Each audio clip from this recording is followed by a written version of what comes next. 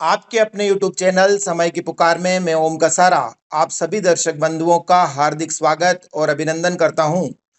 भीलवाड़ा जिले के काचोला थाना अंतर्गत धामणिया गांव में रक्षाबंधन के पावन पर्व पर खाखला व्यवसायी देवी सिंह राजपूत की हत्या करने के मामले में पुलिस ने मृतक की ही पत्नी पिंकी कंवर को गिरफ्तार किया है। मांडलगढ़ सर्कल के डीवाईएसपी ज्ञानेंद्र सिंह ने बताया कि पिंकी कंवर ने कुछ दिनों पूर्व अपने पति का फोटो एक श्रमिक महिला के साथ मोबाइल में देख लिया था, जिससे उसे यह शंका हो गई कि उसके पति के उस श्रमिक महिला के साथ अवैध संबंध हैं। इसी बात को लेकर दोनों में अनबन रहने लगी। साथ ही देवी सिंह आए दिन पिंकी कंवर के साथ मारपीट करता था और हाथ खर्ची के लिए 1 रुपया भी नहीं देता था, जिससे आहिस्ता आहिस्ता पति पत्नी के मध्य दूरियां बढ़ने लगी और पिंकी कंवर अक्सर अपने पियर में ही रहने लगी। राखी के 3-4 दिन पहले भी दोनों में जोरदार झगड़ा हो गया था, जिससे पिंकी कंवर को यह लगने लगा कि देवी सिंह किसी दिन उसे मार डालेगा।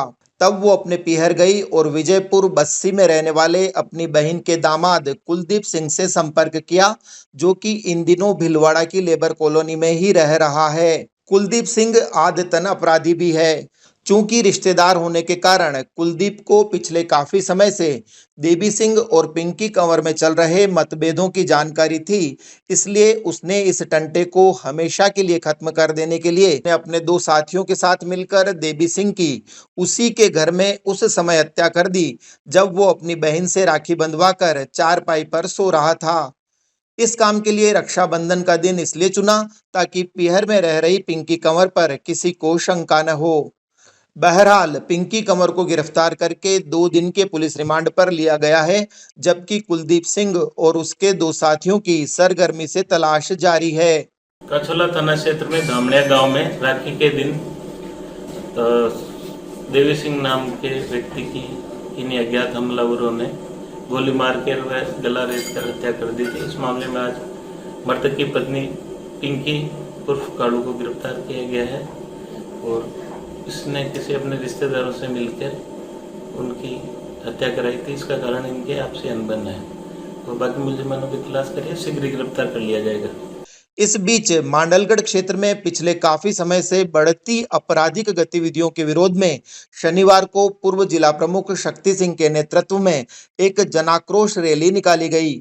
इस रैली में शामिल सैकड़ों लोगों ने राज्य सरकार व पुलिस प्रशासन के खिलाफ नारेबाजी करते हुए उपखंड अधिकारी को राज्यपाल के नाम एक ज्ञापन दिया, जिसमें गहलोत सरकार को बर्खास्त करके राजस्थान में राष्ट्रपति शासन लगाने की मांग की गई। पूर्व जिला प्रमुख शक्ति सिंह ने बताया कि बीते दिनों में चोरी, लूट, मारपीट व हत्या की वारदातों में बेतहाशा वृद्धि हुई है। जुए व वेश्यावृत्ति के अड्डे खुलेआम चल रहे हैं और नशे के कारोबार पर कोई रोक नहीं होने से युवा पीढ़ी नशे की लत में डूबती चली जा रही है।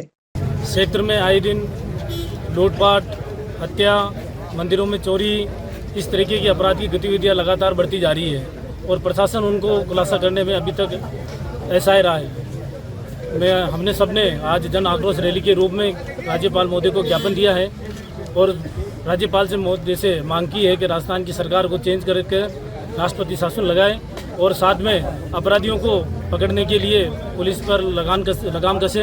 ये हमारी मांग है। और क्षेत्र में जिस तरीके से बेव्याप्त है, अपराधियों में विश्वास हो गया है कि सरकार कुछ नहीं करने वाली है, प्रशासन, पुलिस प्रशासन कुछ नहीं करने वाला है, तो इस तरीके से आए दिन रास्ते में चलती महिला के साथ में बंदूक दिखाकर उसके गहने छीन लिए जाते हैं। खेत में सोए हुए आदमी के साथ मारपीट करके उसके गहने चुरा लिए, घर में घुसकर हत्या कर दी गई। इस तरीके के अपराध मांडलगढ़ में पहली बार हो रहे हैं और ये केवल सरकार की नाकामी है।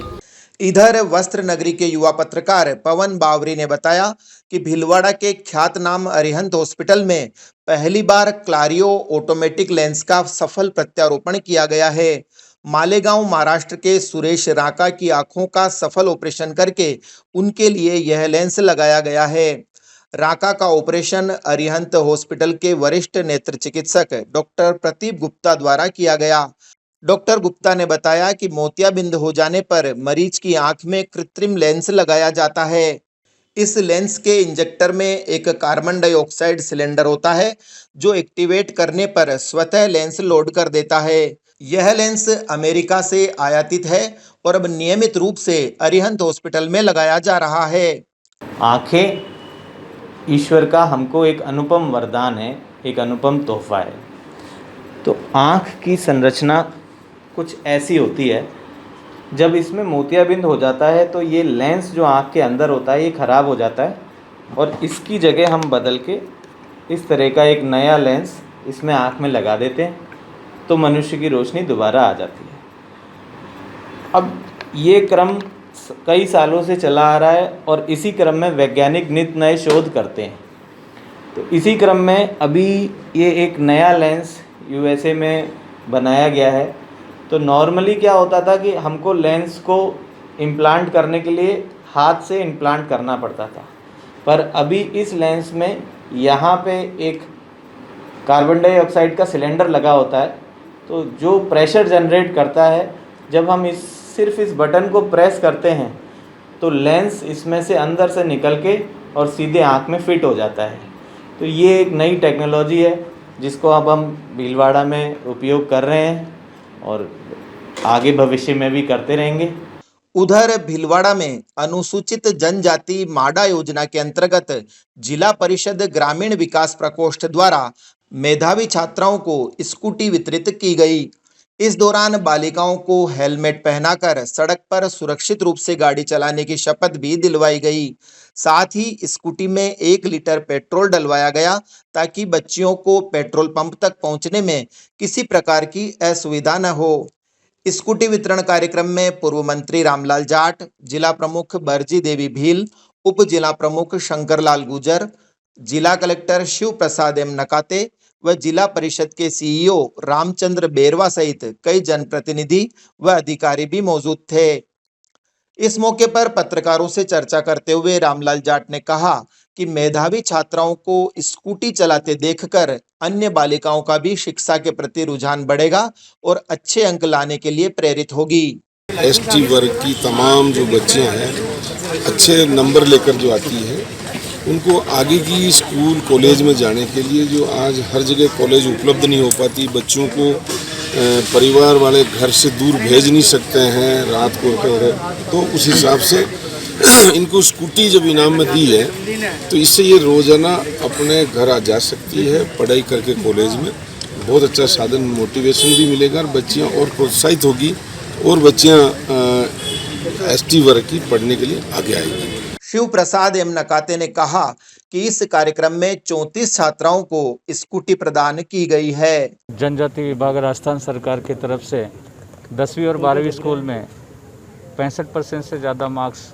जिनको प्राप्त हुए, ऐसी सभी बच्चियों को आगे की शिक्षा के लिए प्रोत्साहित करने के लिए स्कूटी वितरण का खास कार्यक्रम माननीय विधायक महोदय, माननीय जिला प्रमुख महोदय के उपस्थिति में किया गया। आज ये 34 स्कूटियाँ बांटी गई है। तो मैं समझता हूँ कि इस प्रकार की स्कीम से बालिकाओं को उच्च शिक्षा प्राप्त करने के लिए प्रोत्साहन मिलेगा।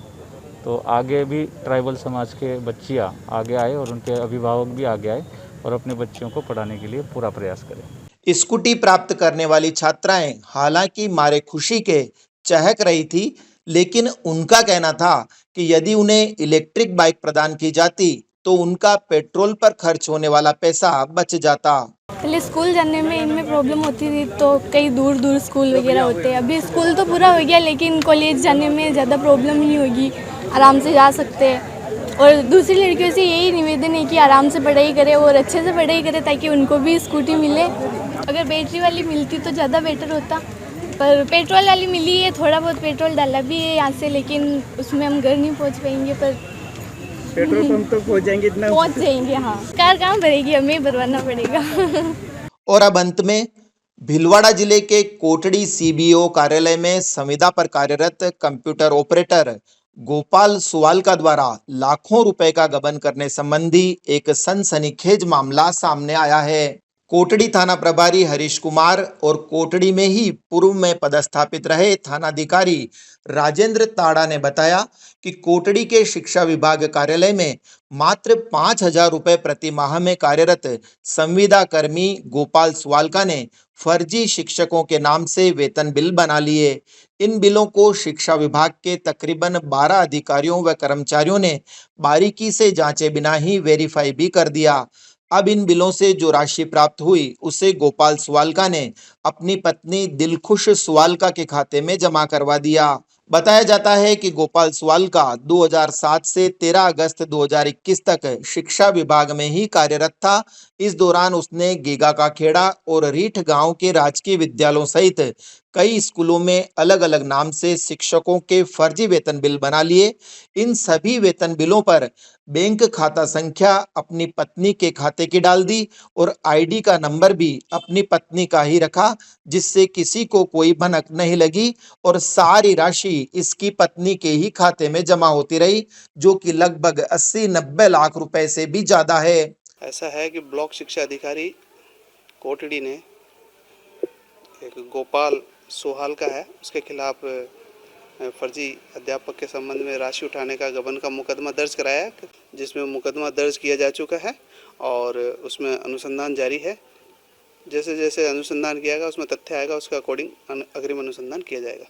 इस सारे प्रकरण का भांडा फूटने के बाद शिक्षा मंत्री गोविंद सिंह डोटासरा का कहना है कि यह बहुत बड़ा गबन है और ऐसे गबन राजस्थान के अन्य जिलों में भी हो सकते हैं, इसलिए समूचे प्रकरण की उच्च स्तरीय जांच करवाई जाएगी।